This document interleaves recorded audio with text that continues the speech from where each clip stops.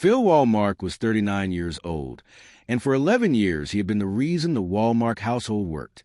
He paid the mortgage on a 4-bedroom colonial in Westfield without ever mentioning the number. He drove their daughter to swim practice at 6 in the morning. He kept the books, fixed the gutters, remembered every birthday on both sides of family.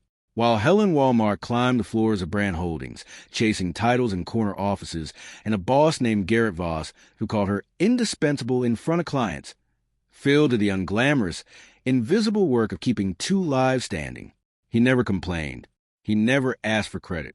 Then came the Tuesday everything changed. Phil came home early for what Helen believed was a freelance consulting gig and found her phone face up on the kitchen island. A message thread opened from a contact saved simply as G. He hadn't gone looking. He'd only reached for his charger. But there it was in plain text in a thread that stretched back 14 months. He sat down at the table and read. Not out of jealousy first. Out of habit. The same methodical habit that had once made him good at his job. He found dates. He found hotel in Stamford. Charged 6 times since March. He found a sentence from Helen that read, "He still has no idea what I'm worth. He thinks I need him." He found Garrett's reply, "He won't even see it coming. Guys like that never do." Helen had built her affair on a single assumption, that Phil Wallmark was a quiet, replaceable man with no leverage of his own. She had never been more wrong in her life. Before we jump into the story, comment where in the world you are watching from and subscribe because tomorrow's story is one you need to hear. The Wallmark house sat on a tree-lined street in Westfield, New Jersey, the kind of block where porch lights stayed on past midnight and lawns were mowed in diagonal stripes. Phil had built the deck himself 2 summers ago, sanding the cedar board by hand because he didn't trust a contractor to get the spacing right. The kitchen smelled, most mornings, like the dark roast coffee he ground fresh and the cinnamon toast their daughter Ava insisted on every single day without variation. Phil moved through that kitchen with the ease of a man who had mapped every inch of it. He packed Ava's lunch in the same blue container, cut her sandwich into triangles because she refused squares, and left a sticky note on the fridge reminding Helen about parent-teacher conferences she would, predictably, forget. He did this every morning. He did it without resentment. This was a man who showed love by doing, never by saying. Helen drifted through the same kitchen, like a guest in someone else's home. She was already on her phone, already half-dressed for a 9 a.m. meeting, already somewhere else in her mind.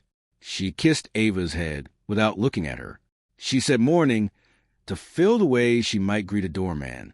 3 years ago, she had asked him once about the side work he still did to stay sharp, a handful of equity consulting contracts he kept under his maiden professional name, Philip R.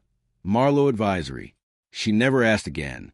She stopped being curious about anything that didn't have her name attached to it. That detail, the separate name, the separate counts, the separate identity Phil had quietly preserved, sat untouched in the corner of the morning, unremarked upon, waiting. The blow came on a Thursday evening in October. Helen walked into the den where Phil was reviewing Ava's report card and set a folded sheet of paper on the side table beside him. "I think it's time we talk about a separation," she said. "I've already spoken to someone at the firm about how this might look, optics-wise. I just need you to sign this acknowledgement that we're formally separating as of November 1st. She didn't sit. She didn't explain. She turned and left the room before he could respond. The way a person leaves a meeting they've already rehearsed in their head a dozen times. Phil set down Ava's report card. He did not call after her. He did not raise his voice. He went still. The particular stillness of a structural engineer staring at a stress fracture before he says a word about it, calculating load before opening his mouth. Not shock, not paralysis.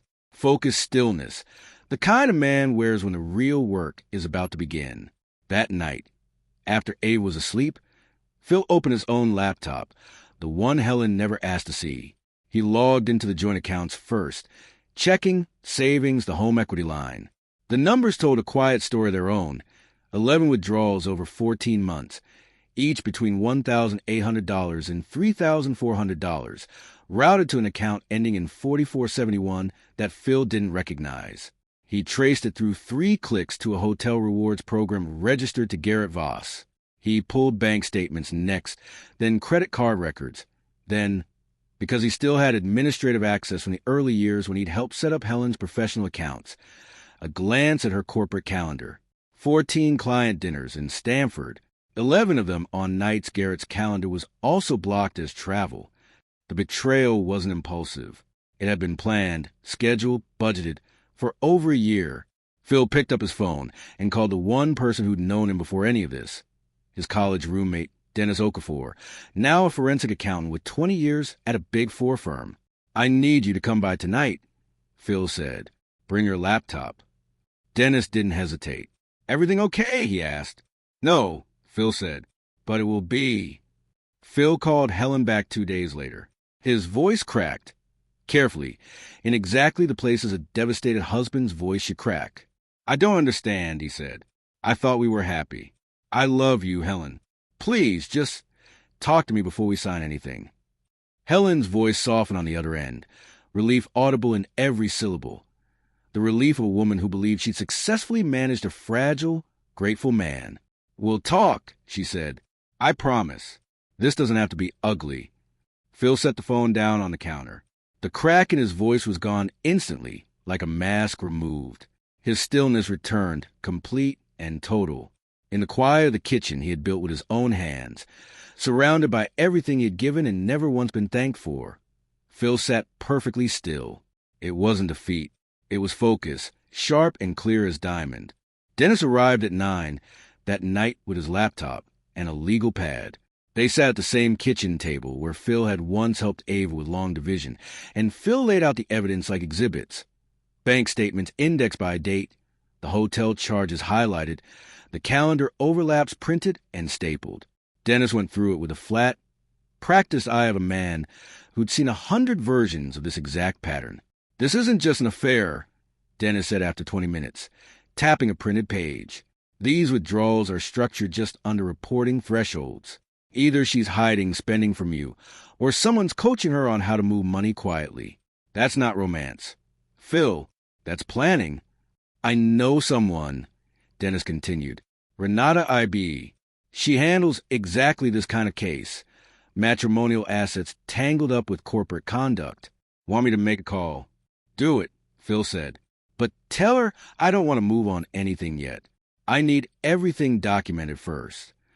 2 nights later, Phil walked down to the basement, past Ava's old crib stored in the corner, to a fireproof lockbox he kept behind a shelf of paintings Helen had never once opened. Inside was something Helen never knew existed. A 31% ownership stake in Brand Holdings Capital Partners, the very firm where Helen worked and Garrett Voss served as managing director. Phil had acquired it 9 years earlier through a leveraged buyout of a struggling logistics arm of the company, using capital from his consulting work under his maiden professional identity, back before Helen stopped asking what he did all day. She had stopped asking around year 4. She made an assumption that consulting meant small, meant modest, meant nothing worth tracking. She never once looked at the LLC paperwork sitting in a drawer in his home office, never once asked why his side work had grown a separate bank account with a 6-figure balance. Phil spent the next 2 days making calls. To a corporate attorney he'd retained years ago for the original buyout, to 2 board members at Brand Holdings who remembered him fondly from due diligence calls, to a former colleague now running compliance at a rival firm. Every call was returned within hours. The network he had quietly maintained, the one Helen never thought to ask about, was very much alive. He sat that evening surveying the documents spread across his desk, the ownership stake, the board contacts, the evidence Dennis had organized into a growing case file. He looked at all of it for a long moment. "I was never small," he said to the empty room. "You just stopped looking." Helen reached out the following week, wanting to talk logistics. She suggested a restaurant in town, the kind with cloth napkins, and a wine list she liked to recite from memory. Phil arrived first and ordered her a glass of Sancerre she always drank, without being asked. Helen smiled when she saw it waiting. She read it as consideration. She read it as submission.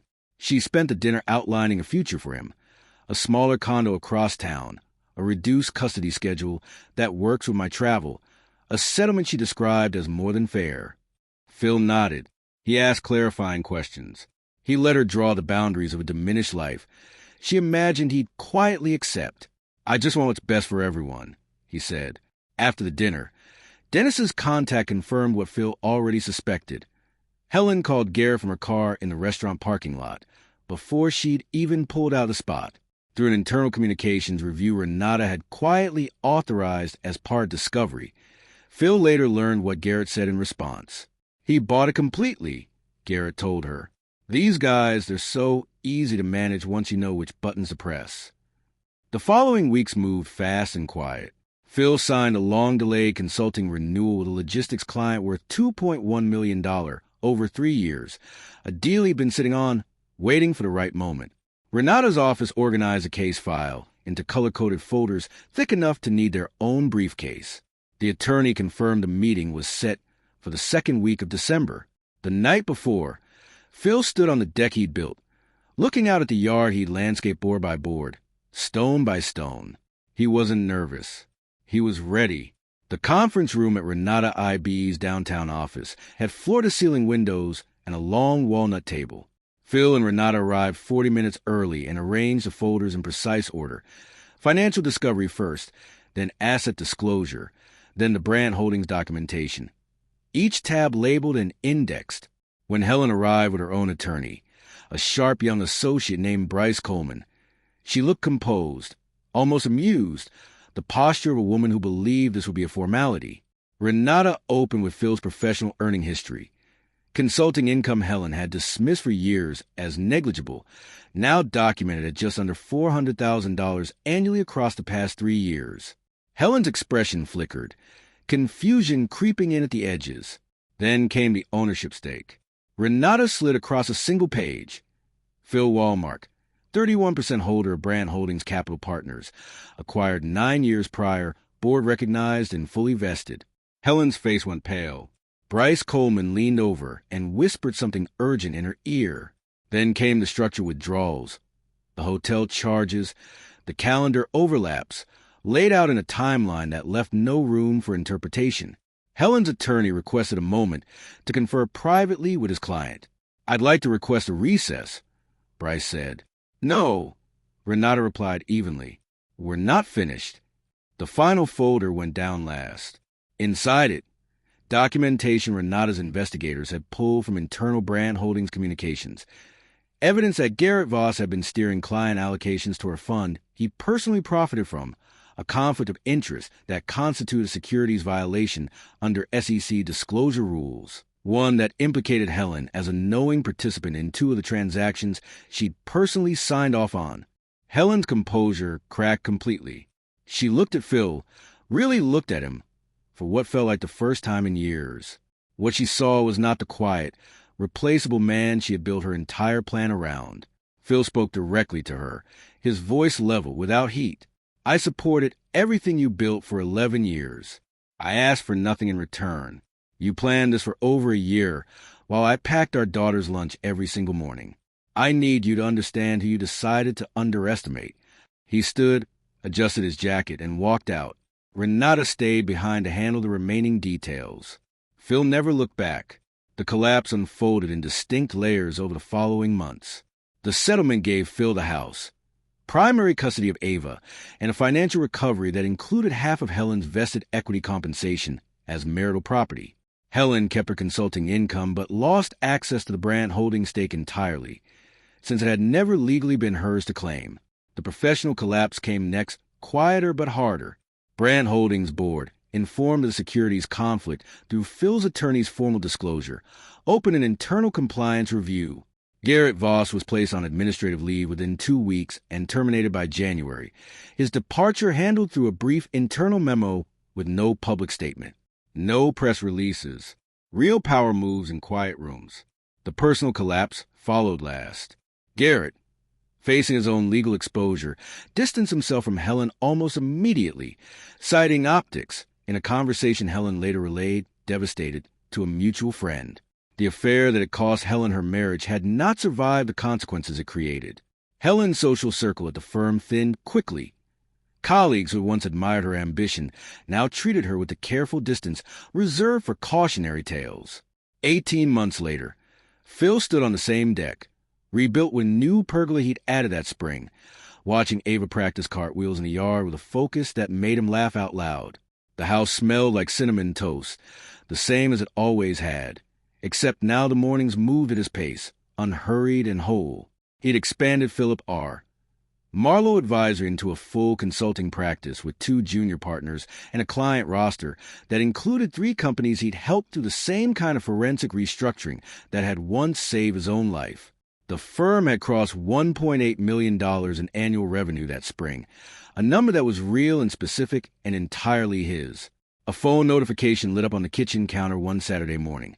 A Business Journal alert about Garrett Voss being named in an ongoing SEC inquiry.